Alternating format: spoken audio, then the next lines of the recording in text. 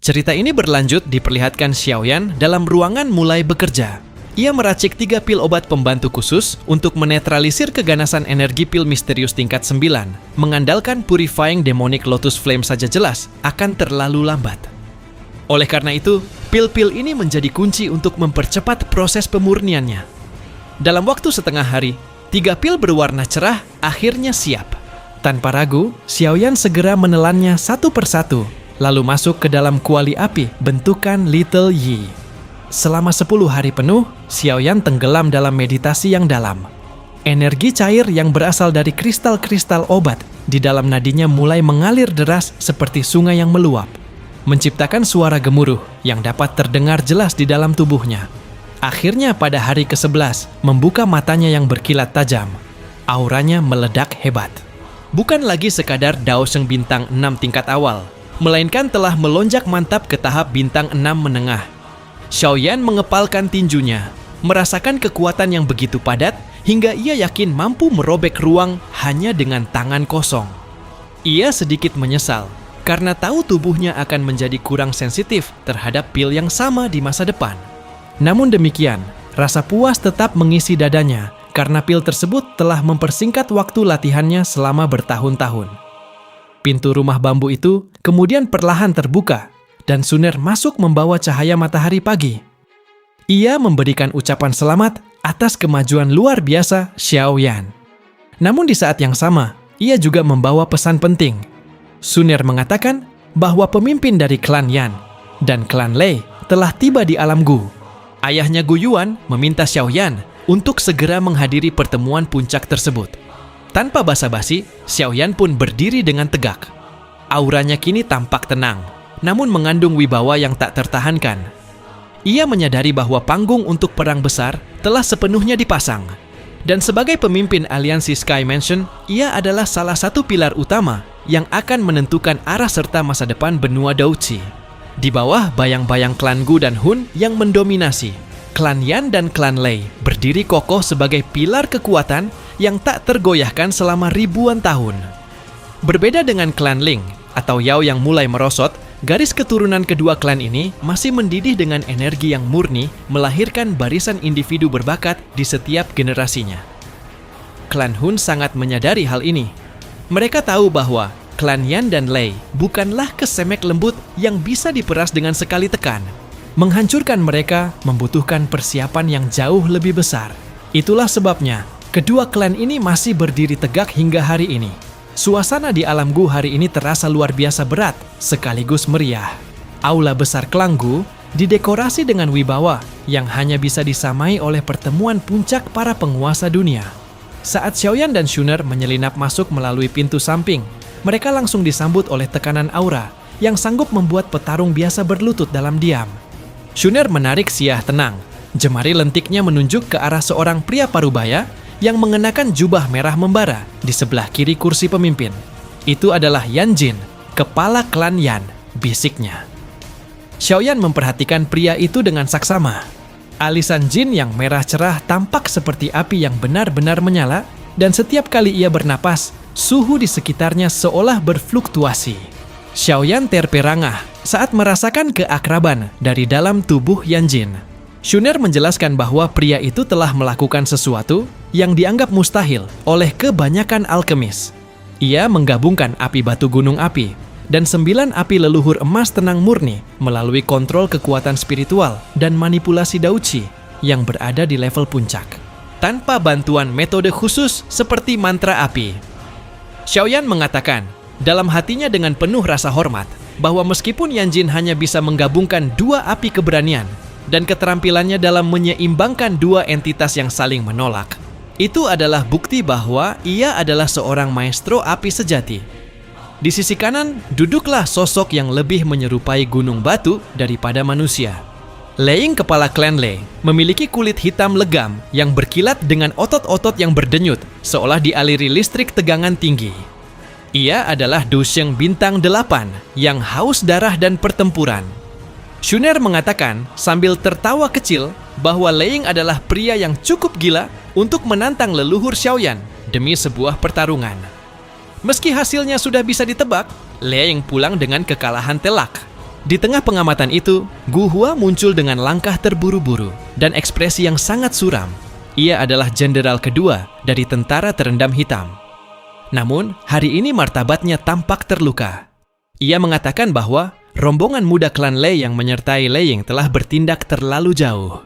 Mereka sengaja memprovokasi para prajurit klan Gu dan memukuli mereka di tanah mereka sendiri. Bahkan, Jenderal Utama Gu Qingyang yang merupakan bintang 2 yang sangat berbakat baru saja dikalahkan secara memalukan.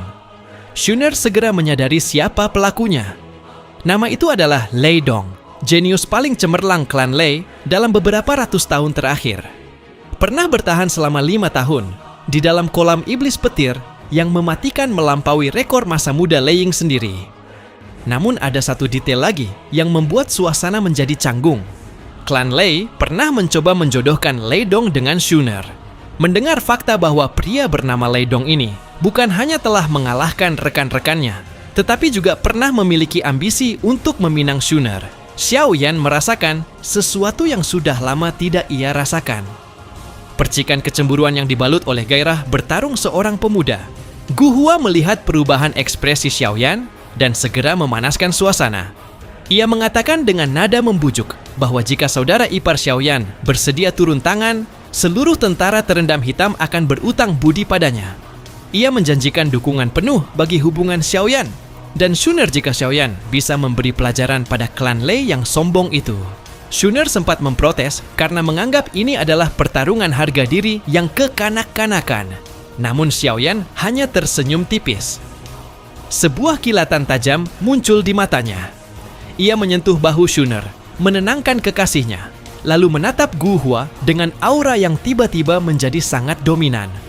"Baguslah kalau begitu," kata Xiaoyan dengan nada suara yang rendah namun penuh tekanan. "Pimpin jalan, Gu Hua. Aku ingin melihat seberapa hebat bakat luar biasa dari klan Lei ini yang berani-beraninya membidik istriku." Di luar kemegahan aula utama alam Gu, terhampar sebuah lapangan luas yang menjadi jantung kekuatan fisik klan tersebut. Lapangan latihan ini bukan sekadar tanah lapang. Permukaannya terbuat dari batuan obsidian yang diperkuat oleh formasi energi mampu menahan guncangan dari para praktisi doci tingkat tinggi. Angin pegunungan yang dingin bertiup kencang, membawa aroma debu dan semangat juang yang mendidih. Ribuan prajurit tentara terendam hitam berdiri membeku layaknya patung baja. Mata mereka yang tajam berkilat penuh amarah di balik helm hitam mereka. Fokus mereka tertuju pada sekelompok pemuda berpakaian perak yang berdiri di tengah lapangan dengan sikap yang seolah-olah mereka adalah penguasa tempat itu. Di dahi mereka, simbol petir bercahaya samar menandakan garis keturunan klan Lei yang agung. Lei Yun dengan sikap yang sangat tidak menghargai tuan rumah, terus mengunyah batang rumput sambil melontarkan kalimat-kalimat pedas. Ia mengatakan dengan nada meremehkan bahwa rumor tentang ketangguhan prajurit klan Gu hanyalah bualan untuk menakuti anak kecil. Ia menoleh ke arah Gui Qingyang yang tampak pucat dan menambahkan dengan tawa mengejek bahwa jika jenderal terbaik mereka saja bisa ditumbangkan oleh Lei Dong dalam beberapa jurus, maka sisanya hanyalah sampah yang menunggu dibersihkan. Di panggung pengamat, Ho Xuan dari Klanyan menyilangkan tangan di dada. Ia mengatakan kepada Khoya bahwa rombongan klan Lei ini benar-benar tidak tahu kapan harus berhenti. Khoya, yang wajahnya tertutup cadar, mengamati Lei Dong dengan saksama dan mengakui bahwa aura petir pemuda berpakaian perak itu memang telah mencapai tingkat yang menakutkan. Namun ia juga tahu bahwa ada monster lain yang sedang mengawasi dari bayang-bayang. Suasana semakin panas ketika Lei Yun dengan lancang mengungkit kembali masalah perjodohan antara Lei Dong dan Shun Er. Ia mengatakan dengan suara lantang bahwa hanya Lei Dong yang pantas bersanding dengan mutiara klan Gu dan klan Gu seharusnya merasa terhormat atas tawaran tersebut. Mendengar hinaan yang menyerang harga diri dewi mereka, ribuan prajurit berbaju zirah hitam serentak menghentakkan tombak mereka ke tanah, menciptakan suara dentuman yang menggetarkan bumi. Tepat saat amarah itu akan meledak menjadi kerusuhan, sebuah tawa yang tenang namun jernih bergemak menembus kebisingan lapangan. 3 sosok muncul di balkon utara. Xiaoyan yang berpakaian hitam sederhana, Shuner yang mempesona, dan Gu Hua. Kedatangan mereka seolah membawa beban berat yang menekan udara secara instan. Mata Lei Dong yang tajam segera mengabaikan yang lain dan terkunci pada Xiaoyan. Ia merasakan aura yang sangat asing, namun sangat padat terpancar dari pemuda klan Xiao tersebut. Lei Dong bertanya dengan suara berat, apakah pria itu adalah Xiaoyan yang melegenda? Anggota klan Lei lainnya mulai berbisik-bisik sinis menuduh bahwa prestasi Xiaoyan mengalahkan pemimpin Aula Jiwa hanyalah rekayasa atau keberuntungan belaka. Shuner yang biasanya tenang merasakan amarah yang murni di dalam dadanya. Ia tidak keberatan jika dirinya dihina. Namun ia tidak akan mentoleransi siapapun yang meremehkan Xiaoyan. Namun Xiaoyan dengan lembut menahan lengannya, memberikan senyuman menenangkan yang seolah mengatakan bahwa ia bisa menangani ini sendiri. Xiaoyan melangkah turun. Setiap langkahnya menciptakan riak energi yang halus di permukaan obsidian. Ia bertanya dengan nada santai, apakah ia diizinkan ikut serta dalam permainan ini. Lei Dong mencibir menanyakan kapasitasan mencampuri urusan internal klan kuno. Namun pembelaan datang dari Gu Qingyang. Ia mengatakan dengan suara yang bergema ke seluruh penjuru bahwa Xiaoyan adalah calon menantu klan Gu yang memberinya hak penuh untuk bertindak. Mendengar kata-kata itu, wajah Lei Dong berubah menjadi sangat dingin. Ambisi lamanya untuk memiliki Shun Er terbakar kembali menjadi kecemburuan yang membara. Ia menjilat bibirnya yang kering, dan seketika itu juga Black Demon Lightning, petir iblis hitam, meledak dari tubuhnya. Menyambar ke segala arah dengan suara berderak yang memekakkan telinga. Tekanan energi liar ini membuat banyak penonton terpaksa menutup mata karena silau yang menyakitkan. Xiaoyan yang berdiri hanya beberapa meter dari pusat badai petir tersebut tetap bergeming. Jubah hitamnya berkibar tertiup angin liar, namun matanya tetap tenang seperti air di sumur tua. Melihat ketenangan Xiaoyan, Lei Dong merasa tertantang dan bersiap untuk melancarkan serangan pembuka yang menghancurkan. Namun, Xiaoyan justru melakukan sesuatu yang dianggap gila oleh semua orang. Ia mengedarkan pandangannya ke selusin petarung klan Lei yang berdiri di belakang Lei Dong, lalu tertawa kecil dengan cara yang sangat mendominasi. Ia mengatakan dengan suara yang tenang, namun menusuk. Menghadapi kalian satu persatu akan membuang banyak waktuku yang berharga. Sebaiknya, kalian semua menyerang secara bersamaan. Mari kita lihat, apakah gabungan petir kalian sanggup menyentuh jubahku? Kata-kata Xiaoyan yang meremehkan seluruh rombongan klan Lei seketika memicu gelombang sorakan guntur dari ribuan prajurit tentara terendam hitam. Sebaliknya, wajah para pemuda klan Lei berubah menjadi sangat buruk. Seolah-olah mereka baru saja dipaksa menelan empedu pahit. Ini adalah pertama kalinya martabat mereka sebagai jenius petir diinjak-injak dengan begitu santai. Xiaoyan, jangan berpikir kau bisa bertindak arogan hanya karena sedikit reputasi, teriak Lei Yun dengan wajah yang memerah. Senyum sembrononya telah menguap, digantikan oleh niat membunuh yang tajam. Xiaoyan hanya menanggapi dengan senyuman tipis yang tenang. Ia tidak ingin mencari masalah, namun ejekan mereka terhadap Shuner sebelumnya telah menyentuh batas kesabarannya. Ia tahu bahwa satu-satunya cara untuk membungkam mulut-mulut sombong ini adalah dengan taktik yang brutal dan tak terbantahkan. Lei Dong mengerutkan kening dalam diam. Sebagai seorang petarung yang mengasah diri selama 5 tahun, di dalam Demon Lightning Pool, indranya jauh lebih tajam. Ia merasakan bahaya yang merayap dari sosok Xiaoyan. Meskipun rekan-rekannya menganggap kemenangan Xiaoyan atas Hun Misheng hanyalah rumor, Lei Dong tahu betul dari ayahnya Lei Ying bahwa Xiaoyan adalah ancaman nyata jenius terkuat di benua Duchi saat ini. Karena saudara Xiaoyan yang memintanya. Lei Yun, lakukanlah, perintah Lei Dong dengan suara dingin. 10 anggota klan Lei segera bergerak. Dalam sekejap 10 aura kuat meledak dengan Lei Yun memimpin di tingkat banseng tingkat tinggi. Mereka membentuk formasi melingkar. Tangan mereka menari dengan cepat membentuk segel yang rumit. 10 pilar petir raksasa setinggi 1000 kaki melesat ke langit berubah menjadi 10 naga petir yang mengaum dahsyat. Ke-10 naga itu menukik tajam membawa energi destruktif yang sanggup meratakan gunung. Cahaya perak menyilaukan mata seluruh penonton.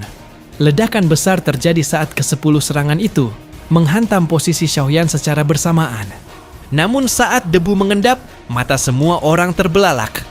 Xiaoyan berdiri tegak di tengah kehancuran. Jubah hitamnya bahkan tidak memiliki sebutir debu pun. Ajaibnya, tanah di bawah kakinya tetap utuh dalam radius 10 kaki kontras dengan kawah dalam di sekelilingnya. "Serangan kalian masih bisa diterima," ujar Xiaoyan dengan nada santai. Ia bahkan tidak menoleh ke arah Lei Yun yang kini pucat pasi. Matanya terkunci pada Lei Dong. "Sekarang giliranmu." Lei Dong tidak membuang waktu. Dengan raungan rendah, ia melesat maju. Petir hitam pekat menyelimuti lengannya memadat menjadi sebuah tombak hitam panjang yang memancarkan aura kegelapan yang liar. Ia menyerang dengan kecepatan cahaya menciptakan ribuan bayangan tombak yang mengincar setiap titik vital Xiaoyan.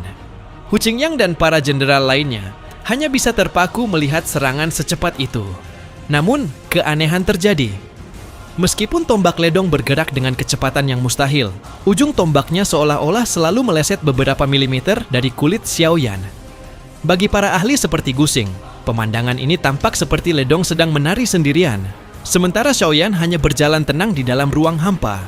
Semakin lama bertarung, Lei Dong semakin ketakutan. Xiaoyan di depannya terasa seperti lubang hitam yang menelan seluruh serangan tajamnya tanpa sisa. Dalam keputusasaan, Lei Dong menggigit lidahnya menyemprotkan darah yang mengandung percikan petir hitam ke ujung tombaknya. Demon Lightning turun. Kecepatan tombaknya melonjak seketika menembus ruang menuju tenggorokan Xiaoyan. Suara tajam terdengar dan semua orang melihat cahaya hitam berhenti mendadak. Tombak Lei Dong telah ditangkap oleh telapak tangan Xiaoyan. Ujung tombak itu bergetar hebat, hanya setengah inci dari kulit telapak tangan Xiaoyan. Namun, tidak bisa maju sedikit pun meski Lei Dong telah mengerahkan seluruh gaucinya. "Rasa yang familiar," bisik Xiaoyan.